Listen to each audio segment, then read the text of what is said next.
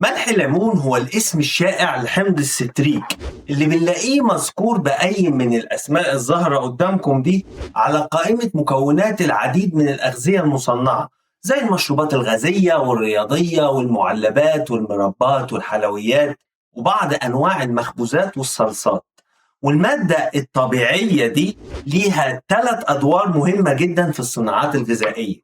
الدور الأول هي إنها بتدي الطعم الحمضي اللاذع بتاع عصرة الليمون اللي كلها مزازة بس فيها لذاذة. والوظيفة التانية والأهم الحمض الستريك ده هو إنه مادة حافظة بتحافظ على صلاحية المنتجات الغذائية دي لشهور من غير ما تفسد بسبب الأكسدة أو الميكروبات. إزاي؟ بسم الله الرحمن الرحيم. أول حاجة بيعملها المركب ده لما بيدوب في المية إنه بيفقد ال3 أيونات هيدروجين دول بالتتابع بالشكل ده، فيحافظ على حموضة المادة الغذائية. علشان كده هتلاقوا منتجات غذائية كتير كاتبة جنبه مادة محمضة أو منظم للحموضة. يعني إيه الكلام ده؟ درجة حموضة أي مادة سائلة أو شبه سائلة بتتوقف على كمية الهيدروجين الدايب في المادة دي. كل ما تزيد كمية الهيدروجين تزيد الحموضة والعكس صحيح. وكل نوع من الأغذية له درجة حموضة معينة، لو زادت أو قلت الغذاء ده بتتغير خواصه ويفسد. علشان كده بنقول على الطبيخ لما بيبوظ إنه حمض، يعني درجة الحموضة بتاعته زادت. كذلك برضو الأغذية اللي طبيعتها إن تكون درجة حموضتها عالية زي المشروبات الغازية مثلا أو أي حاجة فيها فاكهة، لما درجة الحموضة بتاعت الأغذية دي بتقل بتتغير خواصها وتفسد.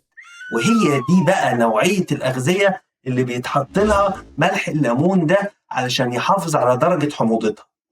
ده كده أولكشي. تانيكشي بقى المجموعة اللي بتفضل بعد فقد ال3 كور اللي كانوا هنا دول بتتسمى السترات.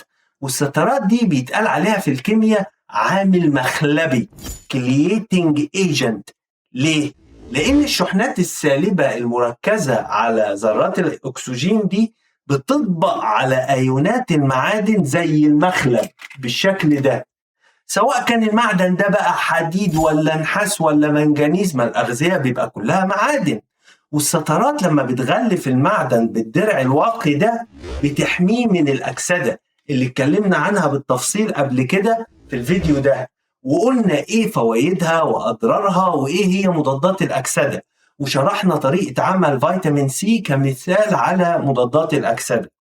اهو السترات دي بقى بتشتغل برضو كمضاد أكسدة بس بطريقة عمل تانية خالص. فكرتها ببساطة إنها بتقدر البلا قبل وقوعه، بعكس فيتامين سي اللي بيستنى وقوع البلا وحدوث الأكسدة علشان يعكسها. السترات دي بقى بتاخد زمام المبادرة وبتحاوط أيونات المعادن بالشكل ده، فتمنع تفاعل المعدن ده مع الأكسجين من الأساس. وتفاعل المعادن مع الأكسجين ده هو أول مراحل الأكسدة اللي لما بتحصل بتكون الشوارد المؤذية اللي اتكلمنا عنها بالتفصيل قبل كده. بالإضافة لذلك السترات لما بتستر المعدن بالشكل ده بتمنع تكتل كور المعدن ده على بعضها، فتمنع تكون حصوات الكالسيوم في البول مثلا. وهو ده نفس سبب استخدام السترات دي كمانع لتجلط الدم، لأن عملية تجلط الدم بتبدأ عن طريق تفاعل كيميائي لمعدن الكالسيوم اللي لو قفشناه وكتفناه بالشكل ده عن طريق مخلب السترات بنمنع مشاركته في هذا التفاعل الكيميائي، وبالتالي نمنع تجلط الدم. كل ده يطلع من ملح الليمون. ولسه عارفين طبقة الجير البيضاء اللي بتتكون على الأحواض وغلايات المية والحنفيات وبرادات الشاي بتنضفوها ازاي؟ بتغلي فيها شوية مية بملح ليمون. ايه اللي بيحصل؟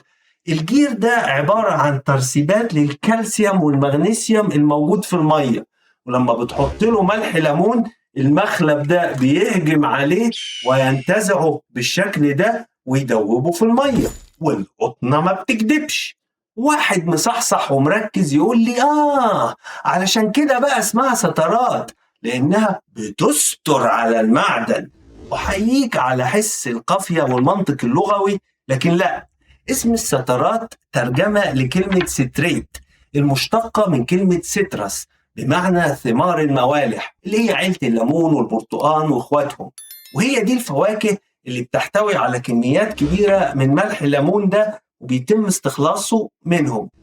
هيطلع لي واحد محنك من مروجين الرعب الغذائي ويقول لي معلوماتك قديمة ومضللة، وملح الليمون ده دلوقتي بينتجوه صناعيا من الفطر الأسود. قبضت كام من شركات الأغذية علشان تدلس وتدافع عن هذه المادة الكيميائية؟ هرد عليه وأقول له أيوة فعلا معدل الاستهلاك العالمي من المادة دي أكبر بكتير من إنتاج ثمار الموالح، علشان كده بيتم تعويض العجز ده بإنتاج حمض الستريك على نطاق واسع عن طريق فطر بنديله سكر يتغذى عليه ويدينا حمض ستريك، زي لما بندي النحل رحيق يدينا عسل. وهي دي نفس الطريقة اللي بننتج بيها مضادات حيوية كتير مهمة زي البنسلين، بل هناك مضادات للفطريات زي الجريسوفلوفين بننتجها عن طريق فطريات تانية، فطريات بتقتل فطريات.